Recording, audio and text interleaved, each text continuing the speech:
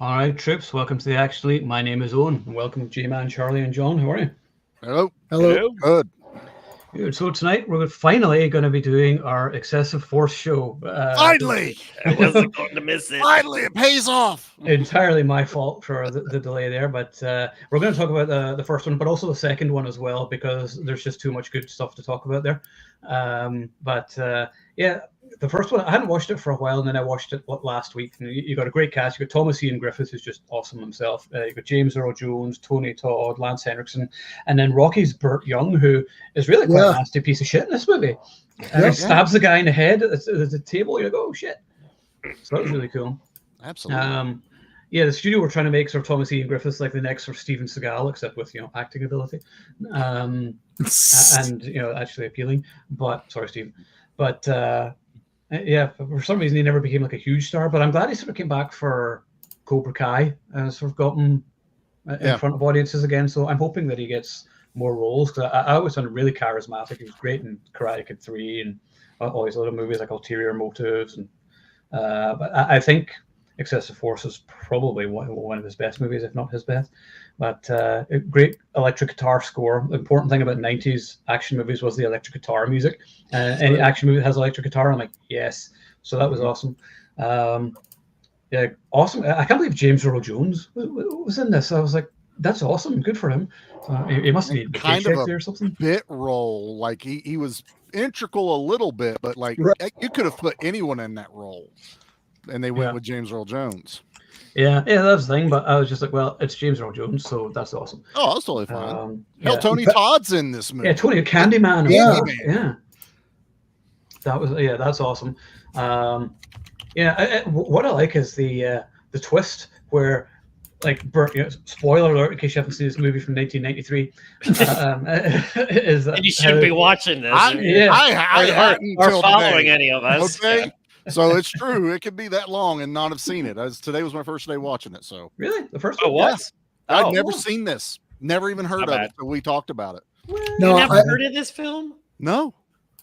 I hadn't seen it either. I saw it when we first ever talked about it, when you said, "Oh, let's do it," and that was whatever. And then I watched it that night. Damn. Then I watched it again last night, and then I watched part 2 just now. I just watched part 2 like right now. Yeah, I've even seen part 2 like 100 times. Yeah. That's how much I can understand. I wish I had seen this earlier, but this either just wasn't on our rental shelves at our mom and pop one, so I never saw it. But I only ever knew Thomas Ian Griffith as Terry Silver. I am envious of you. I know. You have this cornucopia of delights ahead of you. Like Cracker Jack was cool. See Wolverine talking about there. You bought the DVD over the weekend and watched it today. I haven't seen it in like 30 years. Holds up. It does still hold up. That's the thing, is that you're watching it and you're thinking, oh, is this going to be kind of corny or whatever? Like, no, it's not. It's like the characters are good. The performances are good. They have great action as well. Great fight scenes. I mean, Thomas Ian Griffith could move. He was great martial artist on screen, and he had that sort of believability as well. The sort of tough guy, like a sort of a kind of fierce countenance, which always makes him a great villain. But he was awesome as Terry, so I liked him. Joe Dog says, "What's up? What's up, Joe Dog?" And FKH 2005. AFK, hey Joe Dog. Yeah. So anyway, I'm going to shut up. I've wittered on about. Got to tell you this. So I told Charlie this before. I'm sorry, I meant to start this at the beginning before you guys take over. So I did some interviews on Monday. I interviewed Sung Kang and Luke Evans for the new movie Weekend in Taipei, and interviewed the director George Huang. And Luke Evans was great. I talked to him because he's Bard the Bowman, of course, in the Hobbit movies, and love him, of course, Fast and Furious as well with Sung Kang. The Sung Kang, of course, is Han in the Fast and Furious movies. But the hilarious thing is that for the Sung Kang and George Huang interview, thankfully I spoke to George first, so he did get to say something. And then I mentioned to Sung Kang, I said, I like how your character has the grey stripes through the hair. I was like, is that a nod to your Sammo Hung days of working with him on martial law? And he's like, did he have the grey there? I said, yes, it's just at the front. I said, there's a little grey thing. And he's like, I can't remember. He said, actually, he said it was a nod to Cruella de Vil from 101 Dalmatians. And I said, did he have the grey stripe? I said, yes, he had an Ip Man too. I said he had the stripe there. I said, all right. And then he proceeds to spend the next 6 minutes, which is all we had for the interview, talking with Sammo Hung and how he never knew martial arts, but went to Sammo Hung's house at weekends and he would train him, and he had doubles and everything doing it. And so he's talking about getting his being discovered in the bathroom by Stanley Tong, who brought him on to martial law as Sammo Hung's son. So this is a great interview, which is totally nothing to do with the movie. You didn't talk about. I bet the PR people were like, "Well, son of a bitch." They were kind of pissed, but I was like, "Well, it's not my fault. I had the question. You didn't lead him, so if he took off on it, that's on him." Yeah, and he just went off on a tangent, and I just left him to it. I was like, "I'm sorry, this is gold. This is just." Let him go. Well, you did talk about the movie. You talked about how he had. And he went on. So that was the thing. But I mean, 5 minutes. What kind of time is that to talk to somebody? Stupid. And you get like 2 or 3 questions. Like, what a waste of time. Still, it was cool. And talking to Luke Evans and just hearing these people like saying my name, like, "Oh, hi, Owen, how are you?" And I'm like, "Oh, I'm fine, Luke." That's so awesome. Right. Hi, Bard the woman. Ask me again in 5 minutes. Yeah. Congratulations on killing Smaug the dragon. Yeah, that's it. Anyway, so that was cool. So that'll be coming. I think it's next week or whatever. And the film was awesome too. But anyway, Charlie. So your first time watching Excessive Force? I'll kick off. First time I bought it as soon as we were talking about it, and I was really intrigued because it was a Thomas Ian Griffith, and I was like, I've not seen really anything he's ever done. And then we postponed it, and I was like, I'm just going to wait till right before we record. Damn, man, I love this movie. I watched it this morning and just was like, this is exactly what I think about when you talk about classic 90s action. It's not, there's a tiny little bit of levity in here. There's some jokes once in a while, but it's pretty much just a hardcore like action. A gritty actioner. Yeah, just real gritty. I kind of would love to have seen them do maybe a little bit more of a noir feel to it, but I like what they did. And this thing had a motherfucking twist that caught me off guard. Mm-hmm. I was like, there's anyone that says, "Oh, I knew that was going to happen," the first time they watch it, I'm going to be like, "No, you didn't."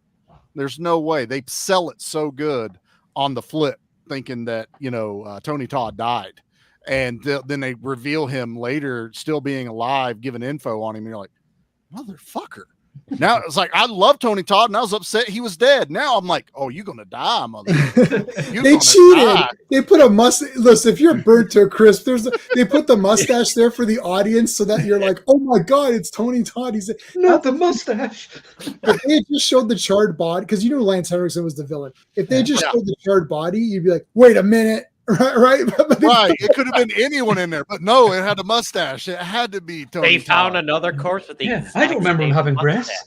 That would have been hilarious. But and we've seen Lance Henriksen. I mean, he's a better villain, obviously, in Hard Target, but I still bought him in this one. Oh, yeah. He does play it up really well as, the police chief almost, or captain going into being chief. I forget which way it goes.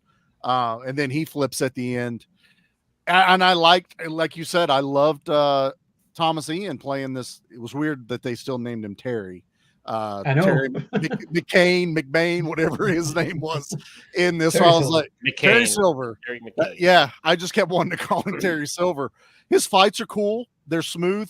I do wish they had done a little bit better editing on the fights to make them feel a little bit more impactful. There was a lot of times it just felt like, okay, 1, 2, 3, and flip.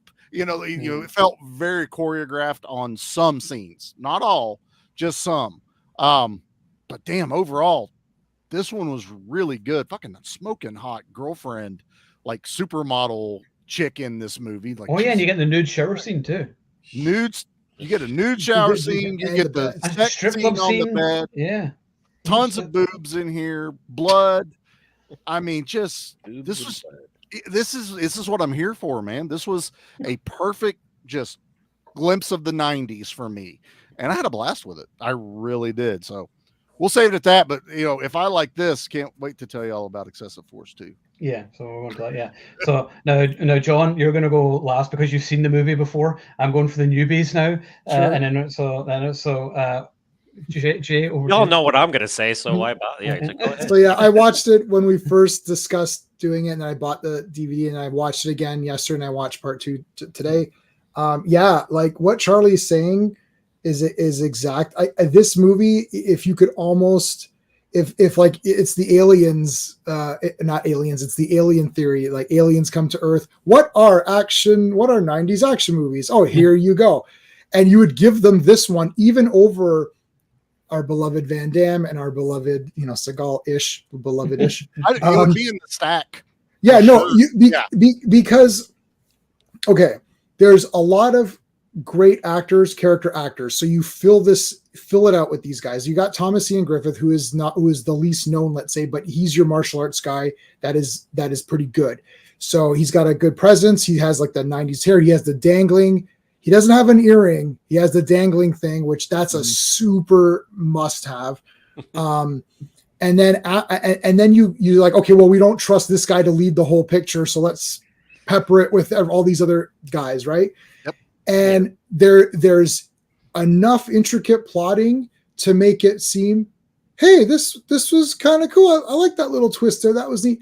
But again, it's not Lawrence of Arabia, right? Or something. It's enough to justify the 90-minute runtime. It has all your steps, your girlfriend kidnapped, your whatever, your girlfriend, your model, the partner gets killed, the badass like mafia guys. Then you got the corrupt cops. You got your mafia. You got your cops. Everything is in this movie. You have good fights. I agree, Charlie, that a couple of times I was like, ugh. But that is part of it in a weird way. Yeah, that was back then, the way they did it. Like, sort of then, yeah. Yeah, I think you're either, you have to make a trade-off at some point. You're either going to get real kicks, real explosions, and real gunfire, or you're going to get one or two times where that was an obvious squib, or that kick didn't exactly really land perfectly, or you're going to get your Jason Bourne where you can't see the fighting, or you're going to get CGI stuff, and then it's going to look. I'll take noticeable squibs any day. Oh, 100%. Yeah. So you got to make that pick, right? So I don't know, man. There's like nothing negative at all about this movie if you look at it from the perspective of it's a 90s action movie. Yeah, I can't think of anything it didn't give me at all. I thought Thomas Ian Griffith was awesome. I didn't know he had his own thing. I thought he was just Terry Silver. Yeah. Like, that was what I thought. right. So when I saw it, I was like, what? And you know what? This is an eye opener because my other friend, Sean, who's not this Sean that we know, you could tell what movies he liked by his appearance. And he must love this movie because I'm looking at Thomas Ian Griffith like, oh my God, the hair, the earring, the coat. I'm like, I actually have the coat. He gave me his coat, and I've got the Terry Silva coat. Or Terry Silva, Terry coat. Terry Silver, it's fine. And I'm like, it's literally that's my friend. And I was like, it's so crazy. When I knew when he loved Reservoir Dogs, I knew when he was a fan of Silent Night, Deadly Night. Like I could tell in stages what movies he was a fan of because he would dress the part. It's awesome. This movie is absolutely bloody awesome. The name is awesome. Excessive Force. It's nonsense. They say it a few times, which makes it even more nonsense. I love they say it. In They said the thing. They said the thing a few times. Yep. And it's sort of like it doesn't fit realistic dialogue to say it that way, but it kind of could fit realistic dialogue if they said it. It's like with use of excessive force. Like, first of all, that case wouldn't have gone to trial. So it wouldn't be like they came out of no, but this is the 90s style. It's like, okay, it's almost like a lot of this stuff is interpretive. You're not supposed to take actual, literally what's going on sometimes. It's like there was a mistrial. That's what you need to know from that scene, not the nitpickiness of, well, this wouldn't have gone to trial if there was no evidence, or if there was excessive force use, they wouldn't even bother going. Like, you can't, it's like there's a trial that happened. He failed. He's been after this guy, Burt Young, forever, can't get him. DeMarco, so, he's after DeMarco, blah, blah, blah. Partner gets killed. All that stuff. Like, you need to, I swear it's like a checkbox. Is absolutely perfect in every way, even with the flaws. It's part of the 90s action aesthetic. So yeah, it's awesome. I agree 1,000% with all of that. Even though there's little things, I still loved every second. Mm-hmm. It's just a product of what it is in its time. But you need those. You do. Because honestly, you're going to reshoot. Like, what the thing is? They're shooting this and on the go, eh? Like, these movies are not made. Oh, yeah. This is not the Lord of the Rings production. You're all right, guys. We got 6 years to do the. They got like nothing. They got 2 months or something, right? Yeah, you might get 8, maybe 10 weeks Sure. usually to bust these things out. Sometimes less. I've read Sometimes less. I don't know. 15, 20 days on movies before. Right. They're moving on. Like, okay, you got your lines said. Yep. That's why they get these character actors. They know the lines. They can adapt quickly. Tony Todd is like super smooth in every movie he's in and smooth right in there. Oh, yeah. And you're actually He follows angry me on at him because Instagram, he's by so the way. smooth. He's so smooth and such a nice guy that, like Charlie, like when the twist happens, you're actually angry. You're like, you know, I was like, screw you, buddy. What the shit? Because I liked you and you died, and now you screwed me. I felt personally offended when he wasn't dead. Did it so perfectly because he goes after James Earl Jones first, because James Earl Jones is the third person that would know the hideout. So the audience is now like, oh, fuck, is James Earl Jones the one that's giving him up? So you're upset. And then not Darth Vader. He can't be the bad guy. Darth Vader, you sons of bitches. But then you're like, okay, it can't be him. What the fuck is going on? And then that reveal in the hotel room of Tony Todd, and you're like, motherfucker, I hate you. You're gonna die. It's like, I'm so pissed. Yeah, but that worked. It worked. And you know what they did? I'll say this because this is a lost art form in itself. They allowed the audience to guess it about 20 seconds before, because it's like you're like, okay, you see the girlfriend, you see the black, you're like, okay, wait a minute, what's going on here? It's like, why are they, like, you're thinking, why is this shot happening unless something's going to be revealed? Because like, where is this? Why is this even happening? I thought it was the supermodel girlfriend's best friend at first when I saw her open the door, and I'm like, that fucking bitch knew where they were. Yeah, but then they slowly, like, they show Lance talking to this dude only off to the side around the corner, and that camera just slowly comes around. You're like, fuck, yeah, he's still alive. Yeah. And even with Terry, when he sees it, they planted the horse racing, the red pen doing the thing, right? The doodles, the little sketching and the doodles. And then he picks it up and he's like, oh shit. And you're like, that was so clever, because they didn't need to do that. They don't need to say, like, is that in the script saying, okay, Tony Todd's character, Frankie, doodles little things, and maybe it was, maybe it wasn't. But I love that it's just like he saw that, and then it reveals himself. It reveals it.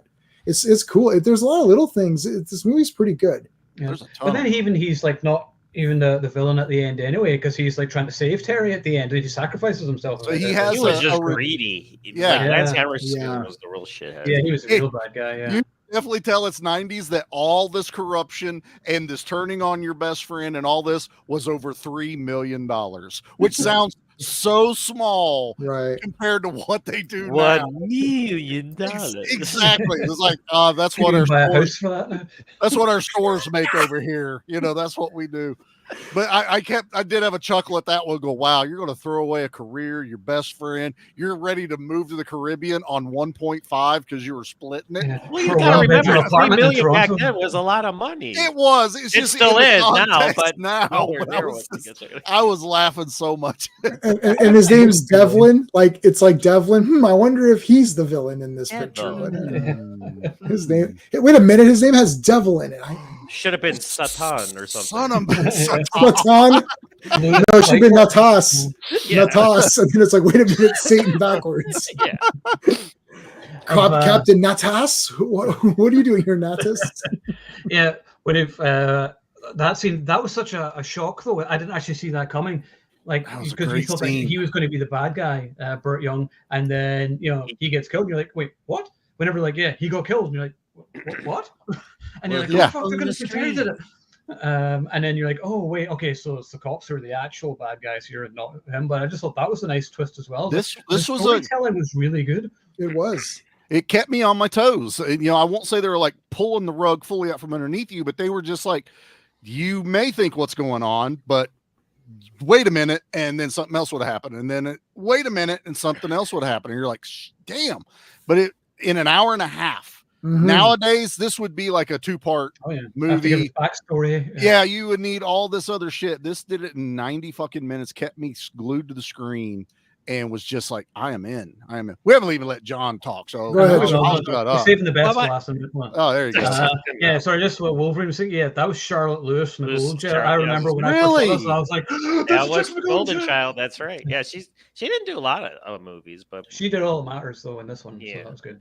That's true. Anyway, That's- John, you have the con. I'm having fun watching this first watch love affair these guys are having. With Yeah, me this. too. I'm jealous, like, because I've seen it, like you and I, Owen, have seen it, like, I don't know how many times have we Bunch watched of times, man. We should have Yeah. done the first what are those videos? First First time reaction. watching. Yeah, First reaction. Oh, oh, Those are my so God, embarrassing. I'm not that animated. It has to be. I really can't do it. I fucking sit good like for me this. to be- Or they make the thumbnails with the stupid pictures of them going. I You remember know, Alex one time he said, "I've never get that excited about anything, and I've had sex." And I was like, I don't care about anything that much. That's the problem. I was like, I mostly watch movies in dead silence, and like I don't move or react at all. Like Steve would show me movies, like, "Oh, you didn't like that movie." I was like, "No, this was great." He's like, "You didn't. It didn't look like you were enjoying it." I'm like, "I'm I in." was watching. yeah. Like it's like I'm like into mean- I'm like into the movie. I'm absorbing the movie, and you I've know, gotten animated. Obviously, I mean, if something happens, like, yeah, that was cool, but it's like I can't do that for an hour and a half long Yeah. of a movie. No. To me, I'm just going to be like, oh, I have to be on. I don't want to do. I'll feel fake that I'll have to do something and react to every little I got instance on it, and I won't do that. But John, continue.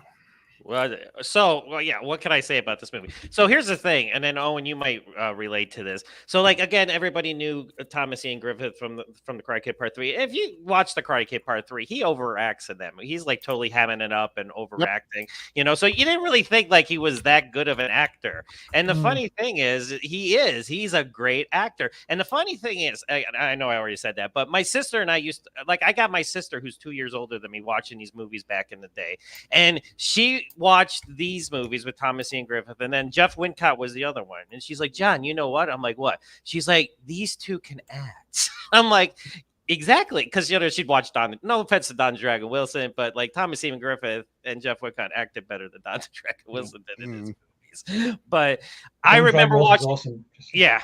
But this was made in 93. So I got my black belt in 91. So this is during my wheelhouse. Like I was absorbing everything martial arts. And I remember Ulterior Motives came out first. So it came out from Imperial Entertainment. And of course, my cousin got it at the video store. And the cover is so effing misleading. It's got Thomas Ian Griffith with that look, and he's got that sword on. I'm like, oh, this is going to be cool. And the movie is nothing like that. It's like, I mean, it's still an okay movie, but it's like they totally like misled you with that Isn't movie. he kind of like the villain, really? In it or something? Yes, It's he been was years not a since I good watched guy it. in the movie. He was the bad. He was, yeah. And he's Spoiler hacking alert. the guy up and everything. And I'm like, what is going on here? I'm like, this is totally not what I was expecting from Thomas Ian Griffith from the Karate Kid Part 3. And I was so mad with that movie. I have to watch that again. I haven't seen that in years. But it actually stars he married Mary Page Keller. Actually, that's how they met during that movie. So just FYI. But then I saw Excessive Force, and I remember it was supposed to come to the theaters, but for whatever reason, it never made it to the theaters, and then it got its VHS release. And I was skeptical, but I saw the trailer, and I'm like, okay, this totally looks like it's not going to be like Ulterior Motives. And I watched it, and I can't tell you how many times I watched it in that week, like when I brought it home. And the thing with Thomas Ian Griffith is he was like, I was into kicking too, like when I was doing the martial arts and everything. He has those long legs, and it's like, I love the move where he's like, the guy's behind him, and then all of a sudden his leg goes whoop, and it just hits the guy and it's like, where did that come from? And it's like, and I just love that move. And he, like I said, he's such a good actor. Like he can play the dramatic scenes, but I like how sarcastic he was in this movie. Because like Sarah Lewis comes up to him and she's like, oh, Terry, you using two guns? He's like, that's right. He's like, the first one I shoot the fucker with, then the second one I shoot the other fuckers who are coming at me when I put a few more bullets into the first fucker, you know. And it's like, I laugh every time that he, because he's That was a good one. He's like, yes. She's like, you're drunk. He goes, I wasn't hiding it. And I was like, yeah, he's like, yep. Or I like how he still has a key, and she's like, she comes home and he's there just hanging out. It's like, aren't we separated? I'm not gonna go over to my ex and be like, hey, how's it going? It's like, and he just lets himself. He's sitting in the apartment, yeah. And he brings his cat with him that his friend who died gave it to him as a present. And she's like, you you come into my house and feed your cats. You know, it's like, but the action scenes, the only little, and I guess these are nitpicks, is like the gunfire was kind of muffled. I don't know if you guys noticed that, like when the I didn't know if that guns was an ADR situation yeah, or they what. screwed up on, like, you know, on the gunfire, and even with the hitting when people were hitting, and you know, even that was like low key. So that kind of took me out of it a little bit, like just a little bit. But I mean, it's 90 minutes, like you guys said. It's got constant action. But the thing is, it's like, how did these guys figure it out where it's like, oh, okay, we're going to make a movie that's 90 minutes. We're going to put all this action in, but we're also going to put a story in it.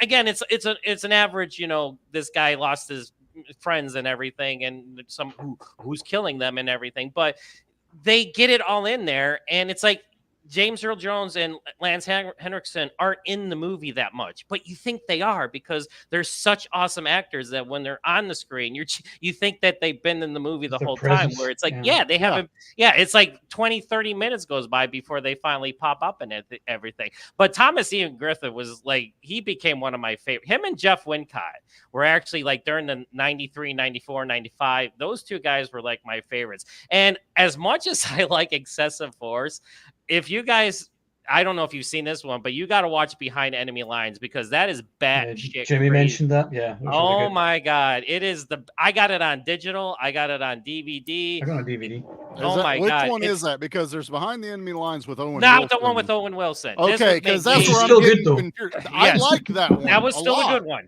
But I was sitting there going, I don't remember this dude in that movie at all. But yes, he made this way before the Owen Wilson, and it's where he goes back to Vietnam to get his buddy, and it's these nuclear triggers. But there's so much insane action in this movie. It's just like he's literally running in slow motion with his friend next to him. They would have been shot dead, but it's. They're bulletproof. It's like they're just explosions. Action movie logic. Oh my God. It had martial arts. He made sure he did his karate for everybody, and you know, and the action was awesome. But going back to Excessive Force, I was so happy with this movie because it was what Ulterior Motives was, I thought, going to be. And I was like, yes, when I first watched Excessive Force, I'm like, that's what Thomas Ian Griffith needed to do to become an action star. And why he didn't become a bigger action star, I have no flipping idea. The guy had charisma. He had the looks. He had the skills. He had the acting. So, like, what the hell, you know? And it's like, Beyond Forgiveness with Rutger Hauer. That's another one. Oh, no, I mentioned that one to you. I have that one. And that's hard to find, too. But that was a New Image one. And he kicks ass in that one, too. So, yeah, he's got a lot of hidden gems that, like, people need to figure out and go back and watch if they want to figure out how an action star really does what they're supposed to do. The thing was, there weren't too many new mainstream action stars like in the 90s. I suppose it was really Bruce Willis, and then you'd have like Keanu Reeves and Speed. They were kind of going more for the everyman kind of thing. They were, and yeah. it sort of changed from he like looked everyman.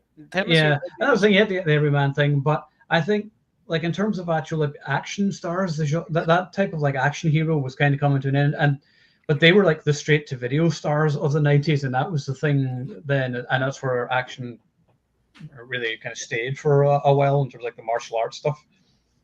But it's like, how did Steven Seagal, like, I mean, Above the Law, yes, good film, you know, and the first 4 or 5 movies that he did were good, but I can't to this day understand why Thomas Ian Griffith didn't become bigger than Steven Seagal, you know. Yeah. I mean, Because everybody loved Seagal back in the day, but he appeared at the down part of the everyman stuff. Seagal got started in the 80s. Thomas didn't get in till 90s, and he hits, what's this, 93, 94 for this one? Yeah. 93, yeah. It's right around 97, 98 when these kind of start taking a dive for all of the action stars. He didn't have enough time for people to find him, you know. Well, and then it was I didn't find him. There was all these guys jockeying for position to become the next big action star, and it just and unfortunately he got swallowed up in it, and he shouldn't have been. He should have been one of the ones that, you know.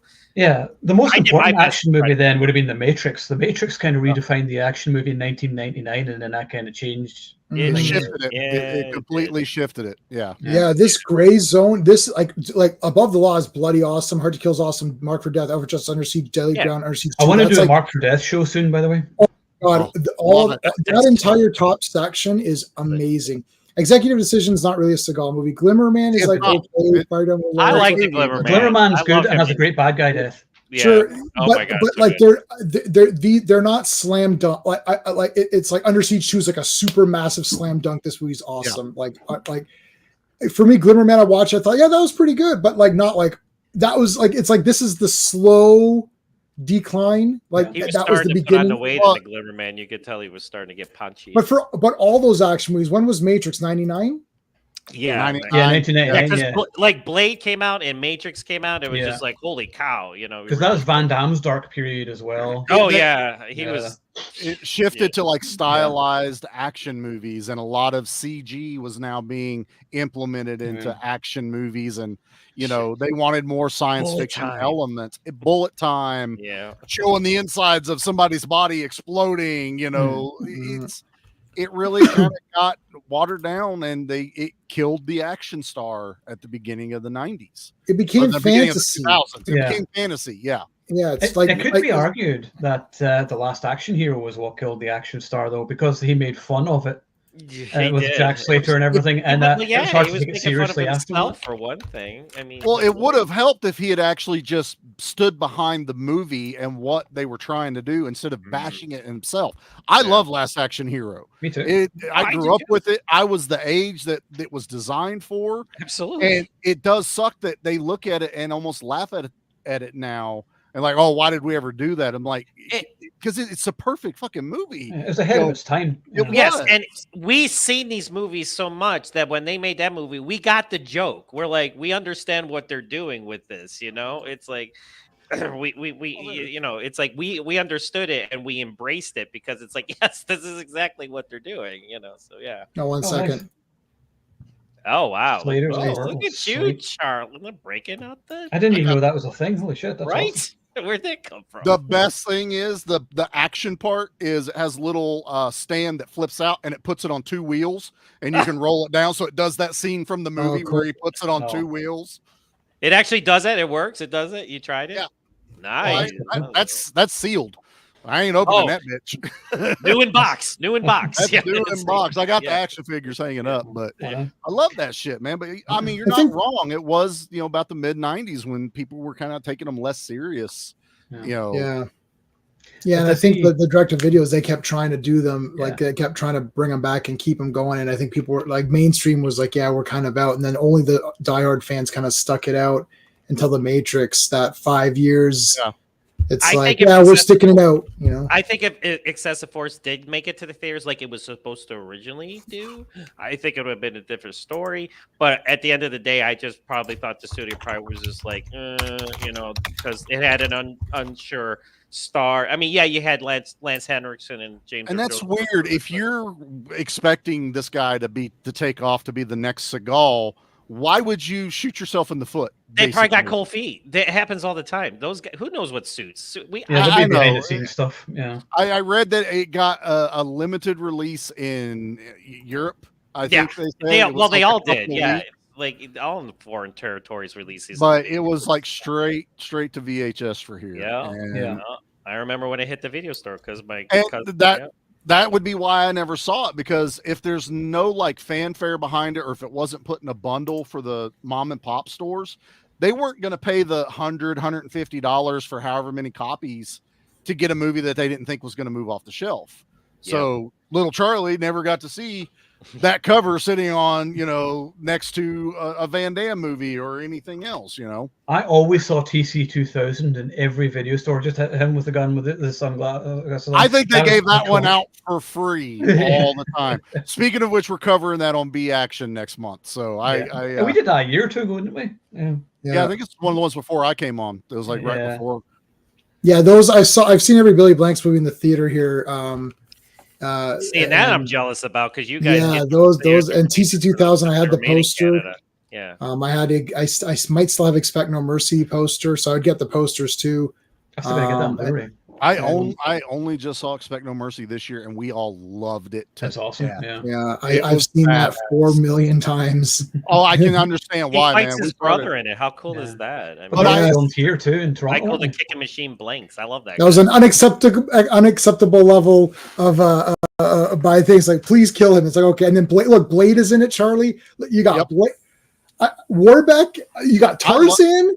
Tarzan's teaming up with Blade to fight. Villain was badass. I love the villain. That's Tarzan. Yeah, Tarzan. I love Larson. everything about that. He did some PM stuff. He was in that TV show. Such a good movie. You laugh at a lot of it, but it was some dude running around with an iguana as a pet, and he's a mercenary running around.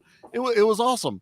That's action movies at the best, the more ridiculous like that. It's just, but not laughing at the same time, sort of taking yourself semi-seriously. Right.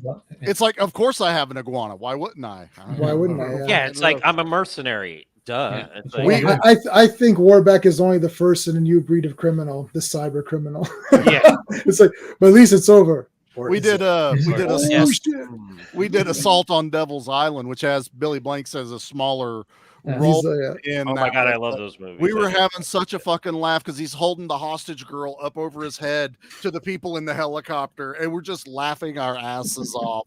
And it's like, yep, that's Billy Blanks. He is happy just to be there right now. Have you seen King of the Kickboxers? Of course, it's on our list. Let the girl go. Oh my god, Billy Blanks is the villain, and his kicks. They have to prepare the hero against his triple kick attack. With trees. The way they prepare him is by getting tree logs and like trying to crush them. And they're saying that is the power of Billy Blanks' kicks. That it's like swinging a tree at you. You're like, okay. It's our running joke right now after all the Billy Blanks movies is in almost every movie he has done this one kick where he jumps up in the air and takes both legs and like ankle claps you. So that's what it so it's like he jumps and does the double, then the kick, and then another, and then like a push thing, and they put a tree. That's getting bumped up on the list because we have all decided that is the weakest fucking finishing move we have ever seen. Like, how is there any power like scissor kicking someone jumped up because Billy Blanks is the best. That's how. I think we need a King of the Kickboxers episode at some point. I say we do it. It is so good. And definitely, I see Wolverine is saying Under Siege rumored for 4K, and great. I can't wait for it to skip and freeze and not work. I got mine working. You guys are the ones having that issue. I don't have a problem with I haven't had any issues on the Panasonic one. Sometimes on the LG one I do. It depends if it's newer discs. I think you need to upgrade the firmware, whatever, all that shit. But I haven't had anything recently. I think that's the difference with my Xbox, where it gets the constant updates and everything, so it probably keeps the service higher. But I've never had an issue putting those in there. But I do Under Siege. I got the Navy SEALs one, the one that I think Umbrella did. Fucking gorgeous. Love that. See, I have it on Blu-ray. Like J-Man is like, if I've got it on Blu-ray, is it really worth upgrading to 4K? Occasionally, maybe, but for the most part, if I have it on Blu-ray, I'm not going to bother.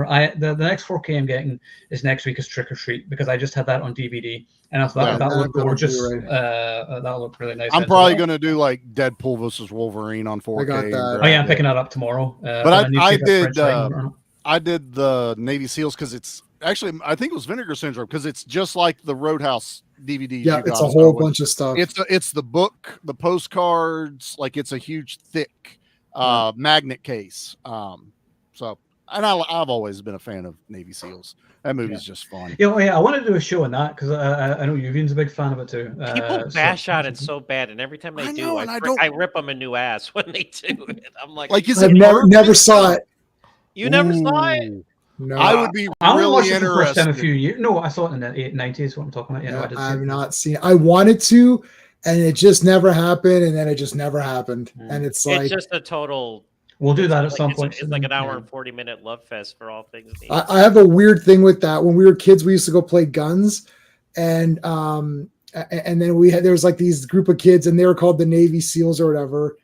And I was like, oh, I want to be on your guys' team. They're like, no, you're not good enough. I was like, okay, fine. So then I was like, and then they were having tryouts. I said, okay, you know what? You know who's better than the Navy SEALs? Delta Force. So I was like, I'm leading the Delta Force. Who wants to come on my team? And I got kids on my team.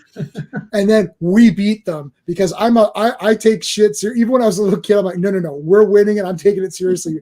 I take all games very seriously. J-Man has a literal montage going on as he's prepping everyone ready for battle. The montage music. So he looks like Chuck Norris in Delta Force when he's kicking the shit out of everybody. no, but because of that, I was always like, I'm not watching Navy SEALs. It's just like I never watched the movie. It literally was another like Top Gun like propaganda movie. It was. People to join the military. It totally was. Yeah. But I mean, and it's funny though because like you have these Navy SEALs, right? And the biggest complaint, and I get it, like at the end is like if you're Navy SEALs, how do you not know where you're going? Like they get lost, like, and it's like I mean, because things went awry, you know. And it's things like went I'll defend this movie until I'm in my grave. I don't care what anybody says. Yeah, I will. I'm interested to see it. Yeah, we'll do a show on that soon. But we're not doing that because Excessive Force has a sequel, the amazingly named Excessive Force 2: Force on Force. I wanted Excessive Force myself. Yeah, Excessive Force, or if ever there was a Force, of course. 3 forces in one title. Wow. I know, it's insane. The Force is strong in this one, definitely. It's just like, but yeah, I mean, but it's not bad for it has nothing to do or nobody's. I got to be perfectly honest. The action in it's better than the first one. Like that finale in the police station, I was like, "This is fucking awesome!" And all those explosions and everything else. I was like, and then you got a badass chick as the lead as well, Stacey. Stacey Randall was sexy as hell. Harley Cordell, which is a great name. But I love how. Like, I thought the story to this one was cool as well, how she's kind of stubborn and refusing to get the bullet in her head fixed for no real reason apart from she's scared. But I thought that was kind of cool. A, she was really attractive, but B, she was good in the fight scenes as well. She got to kick some ass there. You got James Liu in that opening scene as the really random gang members hanging out in a cemetery and attacking people. Not really sure that that's ever happened. But that's a cool spot to hang out. You don't question anything though. You're just like, go with it. Like, just watch it. This is our cemetery. What do you? They didn't give a shit that guy was a cop. Like, we're gonna kill you. Maybe not today, and then just beat the shit out of him. This opening was fan-fucking-tastic though, with all that happening. Yeah. This movie starts off fast and furious, literally, pun intended, and it doesn't slow down. It's so fucking fast. I didn't know what the underlying plot of the entire movie was till the end of these two like mob people trying to take out each other, and one guy's in protective custody giving a deposition, and that's why these like ex-mercenaries have been hired to assassinate this guy in the police station. I'm like, no clue. Yeah, they were her former teammate. They didn't show it. They did. There's no exposition about it at all. Nope. Yeah, and like Wonder Years. The dad from Wonder Years shows up and then says, "I want this guy gone." Random as shit. And then you're like, you just assume it's just random targets. There, like you're assuming that she is the one. It's her story for revenge, but it's like there is a subplot with them. Yeah, they're assassins, but they're hired to take that guy. And then that plot happens like 50 minutes into it. They show that guy like, oh, I'm going to tell on you and I'm going to tell all the secrets. You're like, wait, who are you? Wait, what is this? Who are you? Why are you in this movie? What is happening? And you're like, oh yeah, there's that guy they had to kill. This is dude gets a fun. He does the meeting. They go, oh yeah, things have changed. They look at a piece of paper and go, oh, hands it to the other guy. And he goes, oh shit. They never fucking say anything else till they're in front of the police station. And you as a viewer have to infer, oh, that's where they changed the location of where they got to kill this guy at. But they never fucking say it in the movie. I thought it was the guy's grocery list. Like, damn, it was supposed to be milk. Now it's eggs. It's changed. I screwed up. Where's my Lucky Charms? Yeah. It's like, and this is non-negotiable. We need proof. I want his hand for fingerprints. Ask for his fucking head. Because then you could just look at it and go, yep, that was him. Not like a little head, huh, Patrick? I don't remember. This is the still from Excessive Force 2 for her. Like, I don't remember this in the movie. No, that was a shot. Yeah, that was the thing, is that they kind of had to sexualize her to bring people in. Yeah, I remember Cynthia Rothrock said she always had to like be teamed up with like a guy or whatever in the movies, because that was kind of the way they had to do it back then, because people, weren't interested. But I love watching women in action movies, particularly in like Excessive Force 2, where she's awesome. Cynthia Rothrock's one of the greats. So I don't think you do, and I think it's a lie, because as it's a well-known documented fact that no men like women in leading roles. Therefore, that's right. That's why all movies. Right, all female-led films automatically fail, except for Barbie, which was targeted to only women and made like $5 billion or something. And it's kind of a trash movie, but it still made money. So I don't know. Whatever. I have no idea. But there's she doesn't. They don't rely on her like they sexualize her, but she never does a nude scene in this movie. Like a good couple back shots, of it, but she'll get it from behind. It's always the side boob. You gotta love the side. But they don't worry, guys. And then we get like this weird, like fucking sex club that she has to walk into, and there's just I was just gonna mention that everywhere. Yeah, and it's like it is hers, but everybody else's. All these other women. It was like, okay, thank you, I appreciate this. And they have the air conditioning on because she's cold. Oh, that's every time. It's like, here's some ice cubes. Keep them Yes, I learned that trick from the movie Showgirls, which I saw in the theater when I wasn't supposed to. But you saw that without pants. I didn't watch it in the theater, but every boy my age watched that for one reason. I've never seen this. Really, you never seen Showgirls? I've never seen Showgirls. No. That's a Paul Verhoeven. I mean, I got a reason to watch Showgirls. I just heard it's terrible, so I never bothered. But I will give it a watch. It's okay. If you grew up watching, not really terrible. If you grew up watching Saved by the Bell, there's only one. What's her name? Elizabeth, whatever. Next time, Elizabeth Berkley. Jesse. Jesse. Jesse, from Saved by the Bell. Yeah, she's horrible in that movie. She is. What? John has to go now. Well, it was good having you on, John. We appreciate it. What? Take it easy, man. We'll see you on the next one. You're breaking up a little bit, bud. You need to get that new internet fixed. Bye. Dude, don't get internet from KFC. You kicked me out. You did it. So the McDonald's. I'm sorry too. I have nothing behind me like all you guys do. It's like that's because you're in a McDonald's bathroom. We already talked about this. Still that kid's wheelchair, which you're sitting in right now. Anyway, so J-Man, what did you think of Excessive Force 2? I thought it was pretty damn good. I was a bit. Look, let's be honest with ourselves. We expected it to be good. Yeah, I thought it was going to be ass, right? Because I look at this, and I knew Stacey Randall from the Full Moon collection, and I thought she looked pretty. She looks good, but I was like, can she really fight? I don't know. And then I immediately started to think there's probably not going to be much fighting. Then I started to think if there's going to be fighting, why didn't you get Cynthia Rothrock? And then I'm like, where's all of the other character actors that filled the first movie, which made it fun? But I started watching it, and right away I was like, okay, this is kind of neat. And I kind of liked that she was quiet. What I liked was it was like a bit more subtle performance. Like, I just out for revenge. And they gave her the crutch with the headaches. I thought that was kind of neat. So it's a little bit different. And I feel, I know you guys are saying they had to make her a bit sexual, but I don't think they really did. I just think they made her a lady. It's like she is a woman. She has a boyfriend and she wants to make love with her boyfriend. It's not like sometimes when they have a woman action star, they can sex her up in a weird way, like, like let's say barbed wire or something. But like that, that's poking fun at that. That's sexualized, right? And that's a great movie. I love barbed wire. Casablanca, but with Pam Anderson. So I mean, it's literally Casablanca. Okay, it's good. But anyway, we should do a stream on that. That'd be awesome. Yeah, we'll do that at some point. I've got all the cards, all the soundtracks, posters. I love that movie. Anyways, so no, but they made her just like a woman. It's like I was a bit shocked that she was like, oh, I've got a boyfriend and I want to, and she makes love to him and stuff. I'm like, okay, and she wears skirts. Like it's not, they didn't man her up to make her tough. So I like that. Yeah. So just what I remember. Sorry, I hate to interrupt, but just on that subject.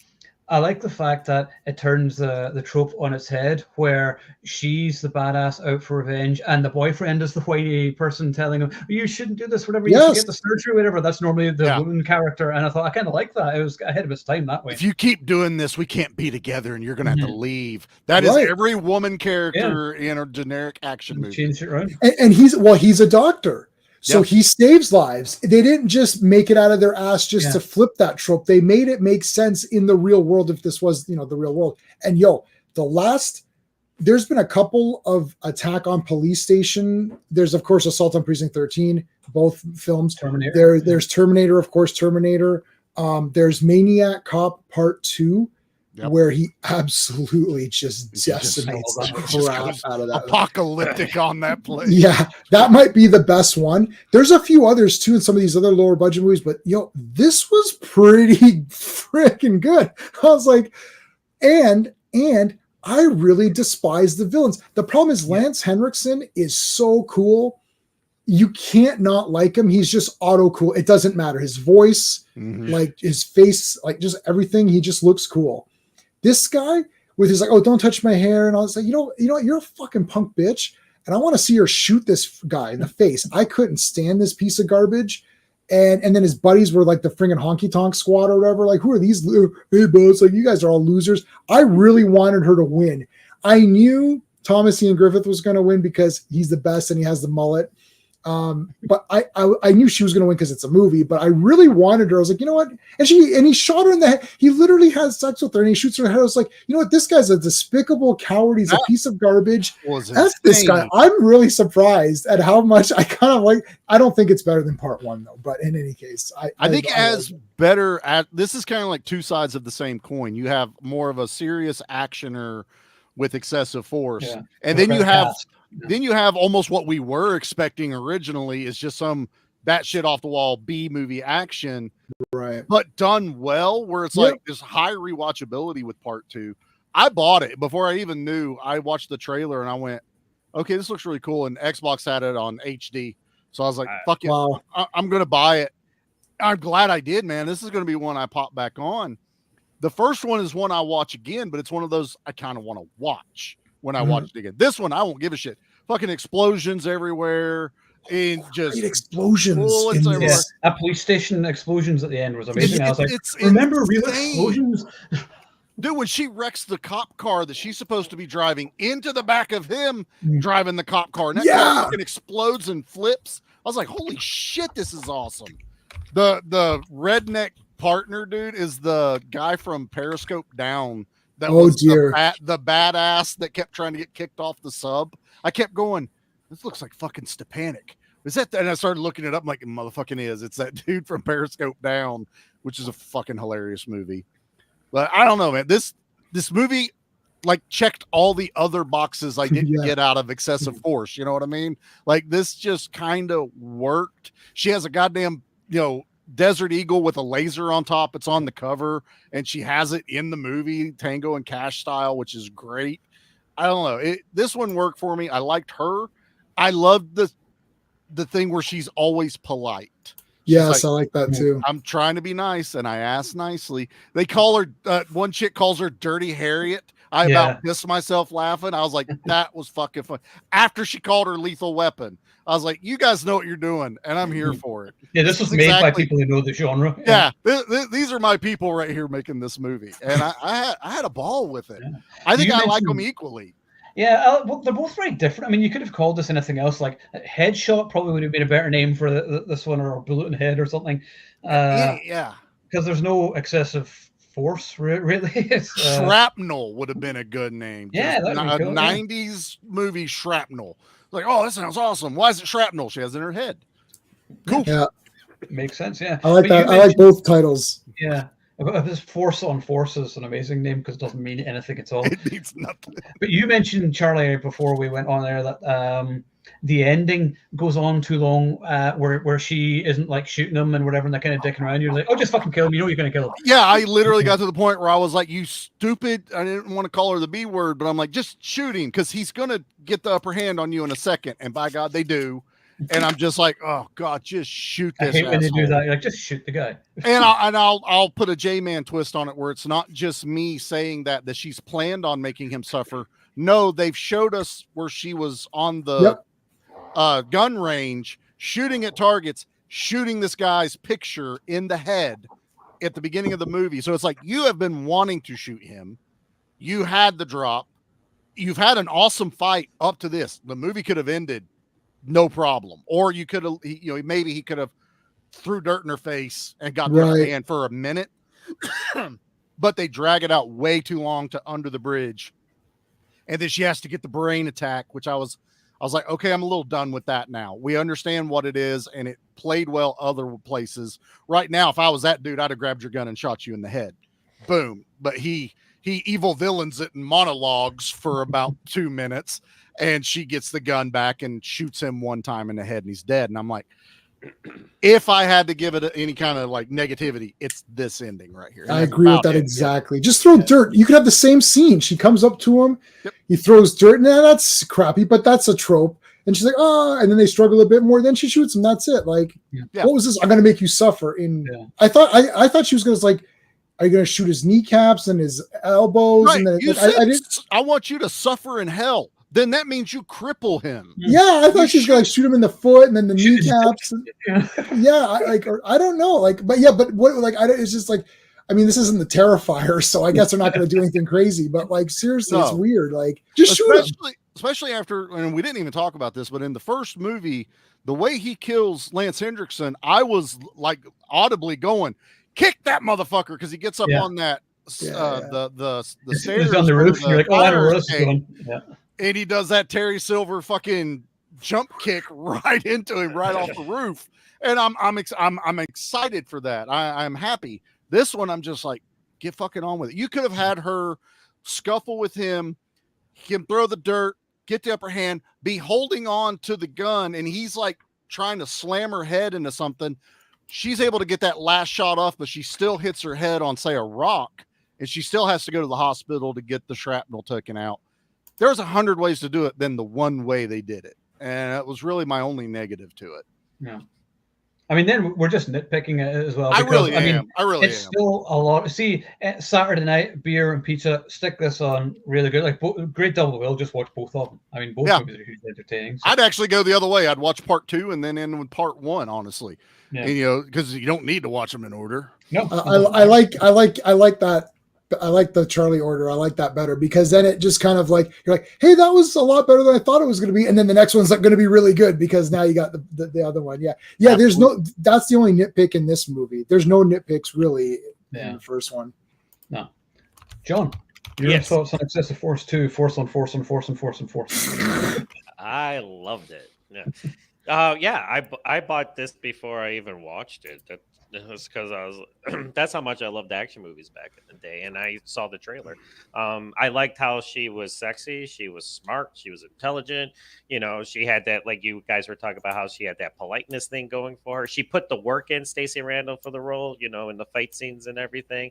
She could have just phoned it in or did stunt doubles or something like that. No, she fought James Lewis. I mean, yeah, you probably inserted stunt double here and there, but it's like, and funny thing, it's got Sarah O'Reilly, who played Rexer in Navy SEALs in it. He plays her commanding officer when they do the in the military. So and it has Dan Gothier. I can never pronounce his name, but he was in Tour of Duty, which was one of my favorite shows about Vietnam.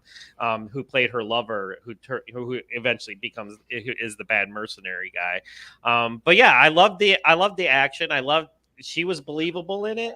And when she did the martial arts, it was cool. She had a great gun, like you said. It's like, why do you need a laser sight on a gun that big? It's like let me line it up here, But it just looks cool. It probably weighs it down, like to the point where you can't probably aim. It's already a heavy ass gun for her to be wielding. It's like let's add another 5 pounds. Who cares? But it's like that's.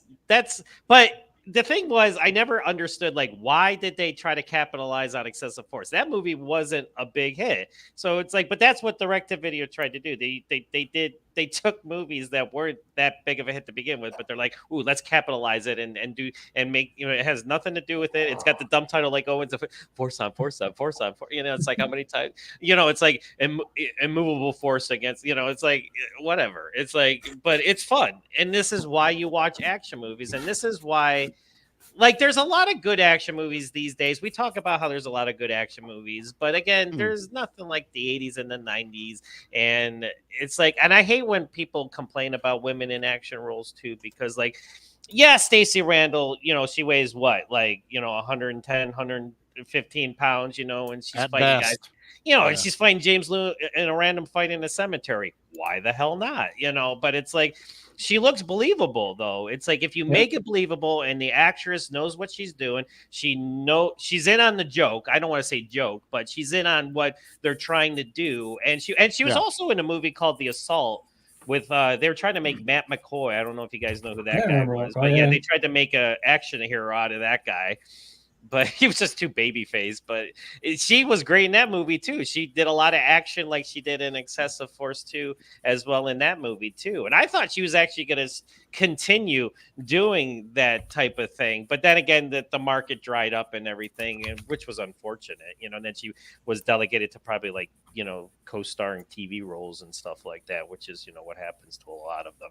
But she's like Thomas Ian Griffith. She should have been bigger than, she, eventually was, which is, sad. But right. I mean, she probably will tell you that she whatever she did in the industry, she probably had fun with it. And, she made action movies. She looks like she's having fun in this movie. Like you said, she's selling it. And she kind of knows what she's in for. Like the opening fight in that graveyard is you watch a dude fly through the air behind everyone. Just, whoa! And he lands. And then she just walks out all nice and proper and polite, and you're just like, the fuck just happened? Is that what you did in this movie? Well, the thing is, and as the movie goes, you're like, I'm in it. I'm here. Yeah. The thing is, like, when people complain about like women in fight scenes or whatever, I was like, I'm sorry, if you get kicked in the face, that's going to hurt no matter like, if it's a man or a woman who's kicking you in the face. It's still going to hurt. She still does weigh something. It's not like she weighs 5 pounds. It's like, or like, like make it believable in the sense, like, when she does her fight scenes, like it's realistic, like she's hitting knees or throats or, striking. He doesn't fist fight someone in this movie, which is way more believable. She, uses a pseudo martial arts against these one guys. And, and even she's kind of like, watching herself, especially, fighting the guy with the knife and everything. But it works. At that point, I'm in it. And then the rest of the time, she just kind of mixes gunplay. She's also not just blowing people away. She shot the one dude in the shoulder till he was ready to shoot her again. And then she shot him in the head. So she's not like out to kill, she's just trying to, get to this one guy, which again is why don't do this whole, I want you to suffer. Just shoot him and go home, go back to the military base where you're from, and it would have been fine.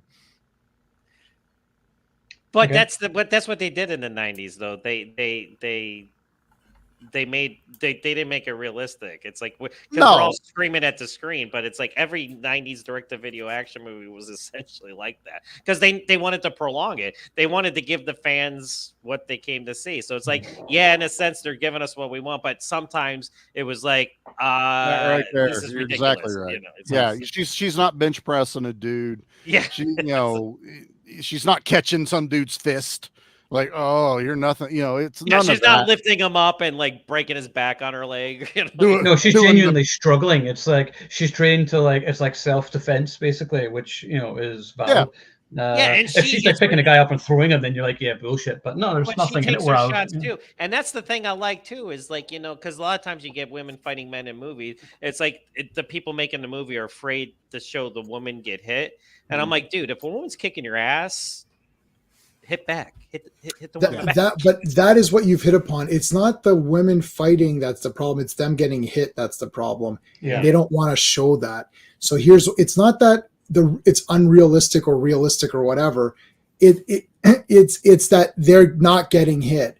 So what happens in the movie is that the woman, the lead character, the female, would just beat up all of the men and never take any damage. And you're like, okay, this seems really fake and stupid. Like Cynthia would get beat up.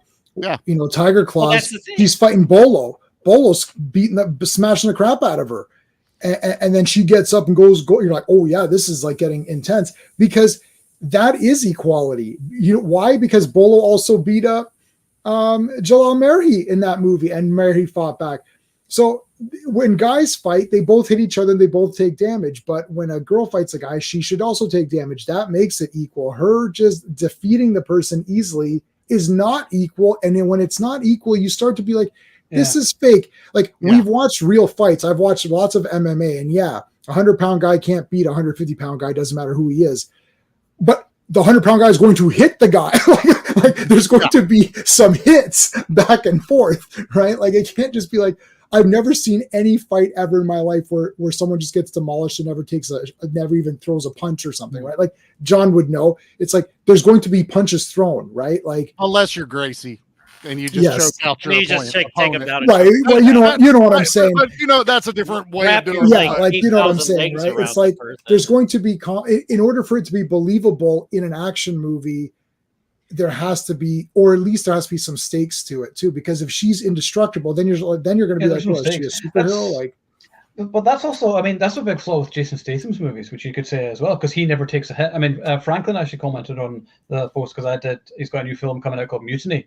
Mm-hmm. I did that yesterday, and he's like, yeah, I would like to see a movie where he actually takes a hit or whatever. It's like him and The Rock never get injured in their movies. I know that's a part of their like contracts or whatever, and you're like, yeah, but then that's boring then, because you're like, okay, well, you know he's not going to get damaged, you know he's never going to really have any stakes, and he's going to be fine, but you want him bloody and beaten, and he gets up and then he's overcoming something, and then there's obstacles, and that's character development and moving on. So it's true, but we also had Seagal doing that too. Yeah, where he just never, he's in his fucking contract, no one can kill me, you know, and basically it meant no one can hurt me either, other than his first couple of movies. But go ahead, John. Go ahead. Well, just to touch base on what J-Man said, because he did mention Cynthia Rothrock, and that's the thing. American filmmaking is restrained. You know, it's like they don't want to cross that line where. And it's unfortunate because, like, Hong Kong filmmaking, like Cynthia Rothrock went over to Hong Kong, got the shit kicked out of her. No, of course. Yeah, like that's the thing.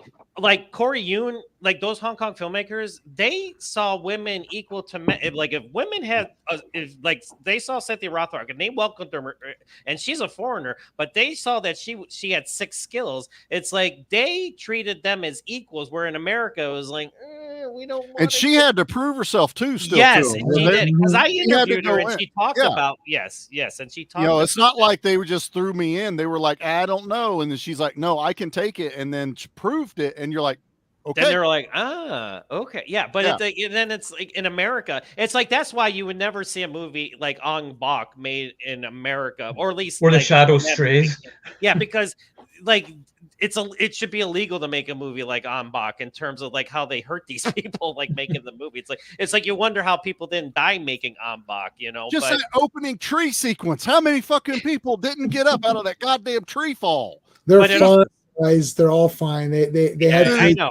Well, still, they know what they're doing. They're all dead. They know it's all dead. I agree with Owen. They're all dead. Yeah, they all. I think in Protector or Tom Yum Goong, whatever you call it, in Protector, you start to feel bad for the actors. You're like, you know, I get that in the movie these are the bad guys and it's fine, but like you start to be like, you know, these actors are just getting put through the ringer. Well, the point, it's like it transcends the film. You're like, okay, hold on, stop, Tony, please. Stop beating them up. Just let them they go. Just keep sending the same guys in black in. It's like, okay, said we just saw that guy get his ass kicked, but he's back. What's the name of that movie that they did? It was like 1,000 Samurais or something, and it was 47 Ronin. No, this was like almost like it was a movie made as a stunt reel. They were just showing. The one Sakaguchi was it? Wasn't it? Yeah. It was a one-shot movie. It was a one take, but I started feeling.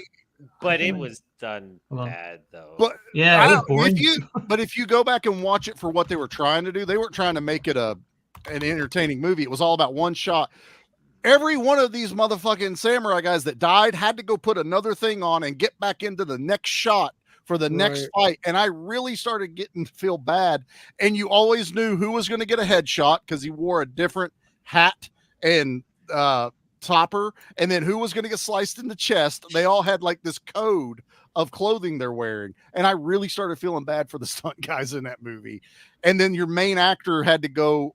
They kept the camera going, but he had to take a 5-minute break as the camera kept following around, and then he had to rush back around, get back in the frame, and continue the shot because it's all one continuous. Crazy Samurai Musashi. Yes, crazy. That's but the editing was really bad because you could see some of the mistakes on camera, and they didn't. Yeah, like he had bottles of water hidden behind things, whatever. Yeah, whatever. Like, I was like, all right. More of a spectacle piece than trying to be like the whole middle part that was one scene wasn't the greatest, but there was like a good fight at the beginning and a good fight at the end, like bookends to like this mediocre middle of it. Yeah, telling the story. Yeah. I was just about the stunt guys. I'm just watching him put pictures up of Stacey. I'm like, hey, all right. Oh, he's doing great. This is like what he does on his show, where he just pulls it up, screen shares, and keep going. Put her back on with the red over there, where she's on. Yeah, I know. I had that one on, and then yeah, that's a nice one. That should be the new background. Yeah. Well, my point of it is though. Okay, so Jason Statham doesn't take very much damage or whatever, but he does get hit, and it does hurt. He did get beat up in The Beekeeper. That last fight with the guy with the one leg, he got the crap kicked out of him. Yeah, but he got shot too. Yes. Yeah. He doesn't. There's never been a movie where he's not even touched.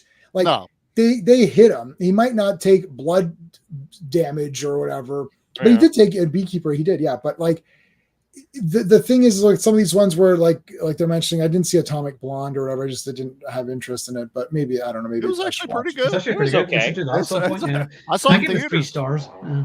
I just feel like it's like but like I don't know if it's we're not taking damage or we're taking hardly any damage. It's just sometimes it's like she gets the shit beat out of her. Yeah. I don't know. I think they're just scared to like go a little bit too, I don't want to say gritty, but like somewhat. But they're not doing gritty action anyways anymore. It's all fantasy action. Everything is fantasized, so it's not going to be gritty even for the men fighting. They don't.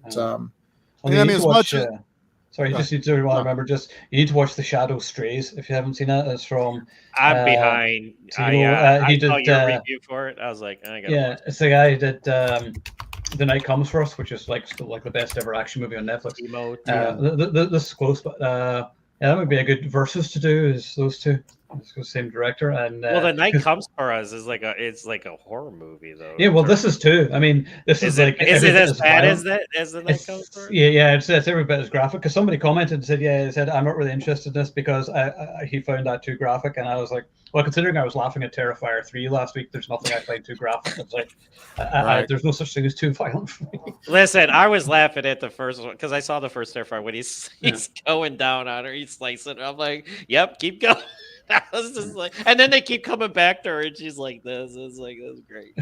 Well, I was laughing at The Substance. The last like 20 minutes of The Substance. I need to see that. I heard about that one too. That's supposed to be really graphic too, right? Yeah. Well, there's more. There's way more blood in The Substance than Terrifier 3. But why? It's like what happened? Is it just flashlight or something?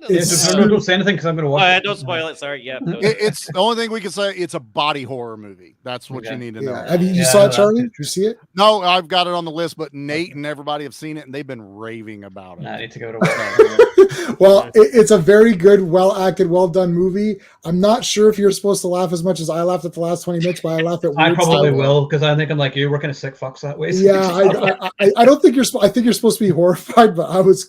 My wife was asleep. I had to like try to cover my mouth. I was laughing, but it's great.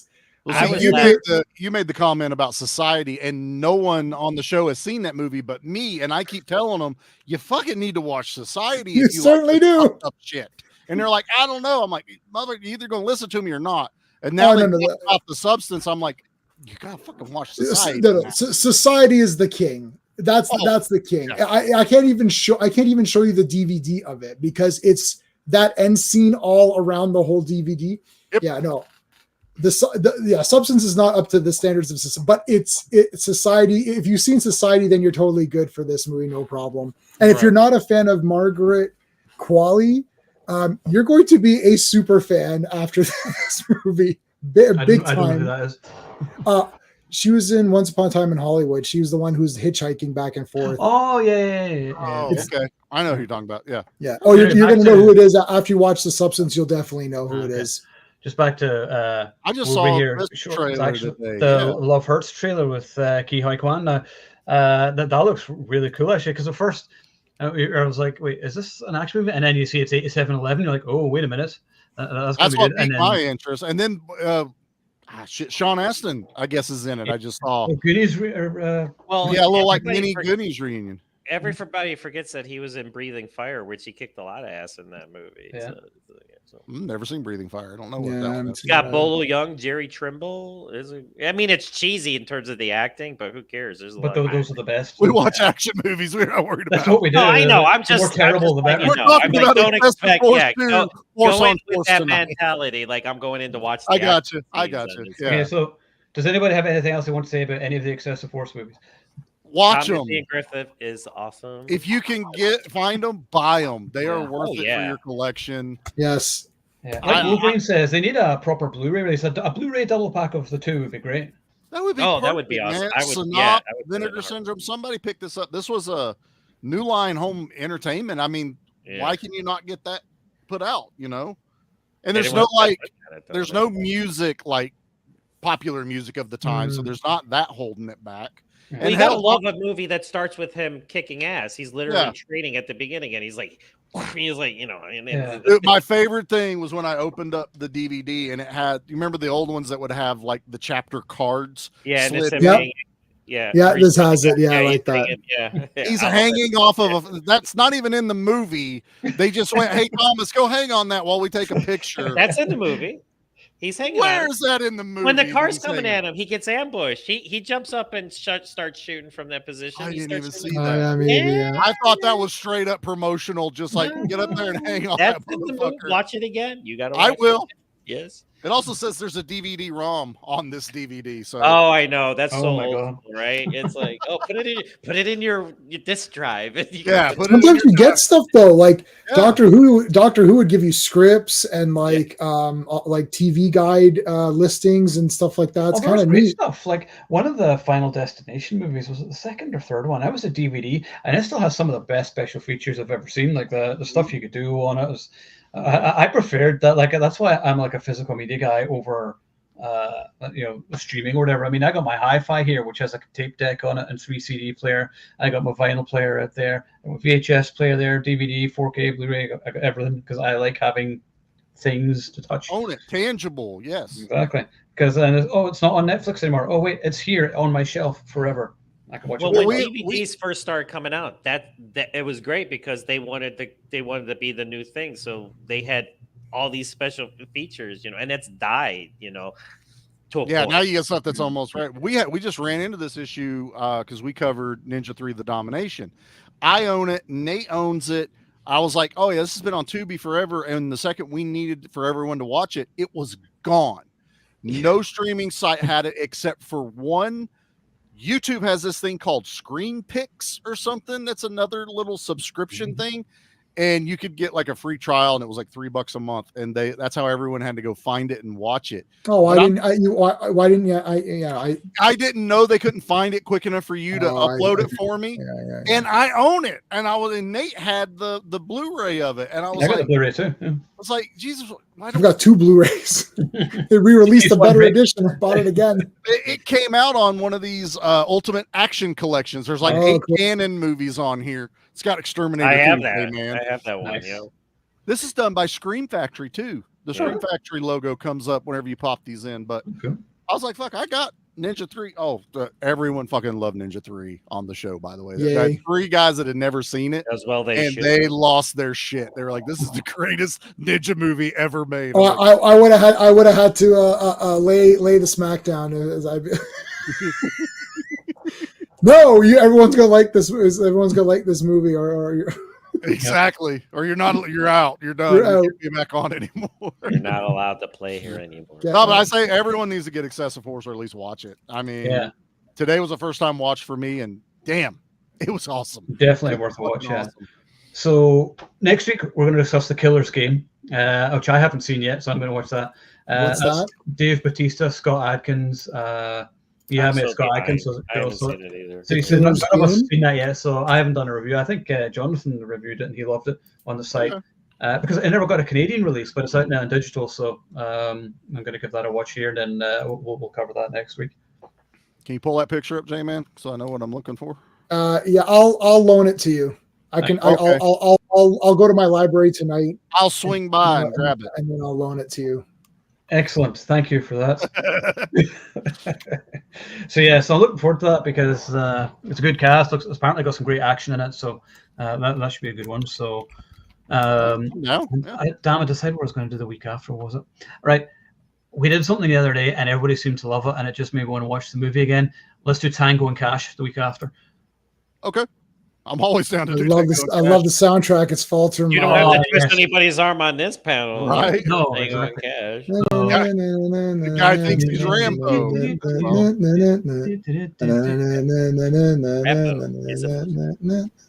I have that in my car. I love that. Yes, I'm going to review it. And it's got Robert Zadar in it. He had the greatest chin of all time. That's the Maniac Cop. They had Robert Zadar is the best. Maniac Cop. Yep. He was in a bunch of movies. Oh, yeah. Final Sanction. Watch the Final Sanction. Wasn't he in one of the Samurai Cop movies? Samurai Cop. Yes. Yes. Hell yes. Yeah. Oh, God, that movie. Greatest of all time. Too bad he passed away. He passed away a while ago. Yeah, he died. He died a few years ago. But his chin will live on evermore. Yes. It's never been anyone. It's still there. It has not like. And there's no one to replace him for that. Like, just he will always be the chin in Hollywood. Yeah, the chin. Yeah, no one will ever talk about. Yeah. You saw him in interviews. He was like the nicest guy, and he played all. Oh yeah. It's funny how like these guys like play these scumbags, and then you see them in real life. They're like, "Hey, how's it going?" Look, that paid for their house, their car. I know, he's right? Like, Al Leong, you know. It's yeah, but he's like, this chin is paying for all my shit. I'm totally fine. My kids will be in college. It's like Bruce Campbell versus Robert Zadar. Chin off. They're both in Maniac Cop. So there you go. Who wears it the best? See, they thought Bruce Campbell was the Maniac Cop in the first one. Yeah, no, I know. They did right. They did. They thought that. You're right. Hysteria. Hysteria. Yeah. Somebody shared that in my group. I haven't seen. I want to check it out. I'm out of the loop. I need to get back into the swing of That's funny. You've been moving, man. You're fine. Yeah. Sorry, but you better be moved by next week. I'll watch the Killer's Game. I promise. So we're all going to watch that, and then I'll be next week, and then we'll do Tango and Cash the week after. So I like doing the old ones and then talking about new movies too. It sort of keeps it. I think that's a great way to do it. Just new media. So see what's happening now, and then go back to some good shit that we know is good. Exactly, and be like, oh yeah, that's what. And then somebody will tell us we're boring because I wasn't going to bring that up, but I will bring some. Please do. That's why I brought it up. I can't remember the. Nearly said the C word. The person's name. The cocksmith. It rhymes with blunt. Tuckle. But yeah, they commented like this was on like the Death Warrant streams. This was like a couple of years ago, maybe something was like a while back. But they're like, "You're boring, guys." But he spelled Y-O-U-R. And I commented and I said, "Learn to spell your dumbass." And then YouTube deleted my comment. I was like, "You deleted my comment? Like, go fuck yourself."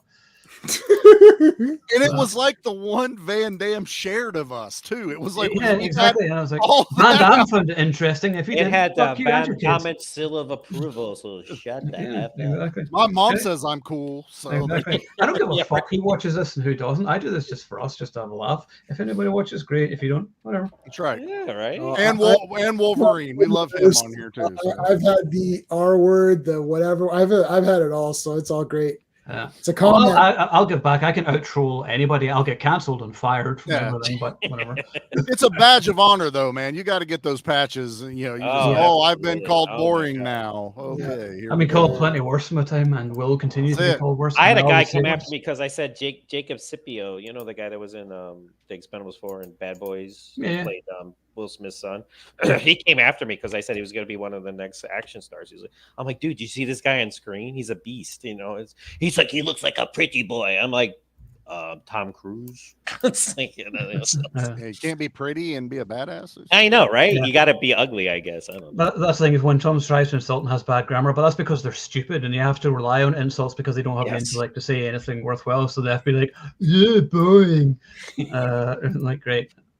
So anyway, thanks for the view, the interaction, the comment. You just helped us get it. I can't remember the dick's name. It was like Exolo or some stupid fucking name. Or some dumb name. Yeah, it was way like back in the chat. I'm not gonna. It's with God now. Anyway, who gives a shit? Anyway, so next week, Killer's Game, and then a week after it will be Tango and Cash. So thanks all for joining, and remember, if you are watching, you are the Action Elite. See you next time.